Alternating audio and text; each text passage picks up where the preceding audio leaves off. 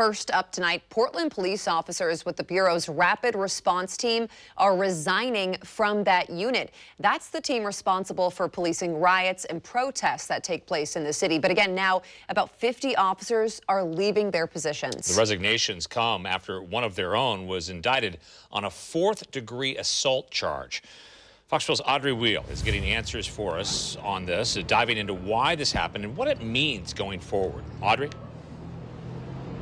Right, Pete. Now, to be very clear here, these officers still work for the Bureau. They've chosen to leave just that rapid response team, which was a voluntary assignment. And as you mentioned, this decision came just one day after the announced indictment of one of their own.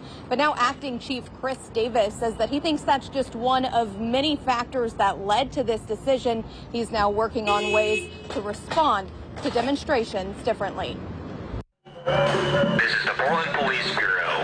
This gathering has been declared a riot. We've most often seen the Portland Police Bureau's rapid response team at protests and riots this past year. The approximately 50 specially trained officers volunteered for it in addition to their regular police work, but not anymore. In the long term, we will have to find some way to make sure that we have that capability that the public relies on. And then in the short term, we'll have to find a way to adapt and maintain as much of that capability as we can with the resources that we have. The officers left the team Wednesday night, the day after Multnomah County District Attorney Mike Schmidt announced that a grand jury indicted one of the officers on the team for excessive use of force during a protest last summer.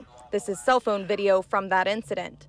Earlier this week, the Portland Police Association called the indictment a politically driven charging decision and said it stands by that officer who did exactly as he was trained. PPB Acting Chief Chris Davis says the RRT officers brought up the indictment, among other things, in announcing their resignation. I don't think it is just an indictment that caused this to happen. I think it is a very long, complicated history of things that have gone on over the last 14 months. I understand that those are very complex issues, but I also understand their perspective that, if you put a human being through what they were put through, that takes a toll. We spoke on the phone with business owners whose stores have been vandalized during riots and weren't sure yet what this change might mean for them.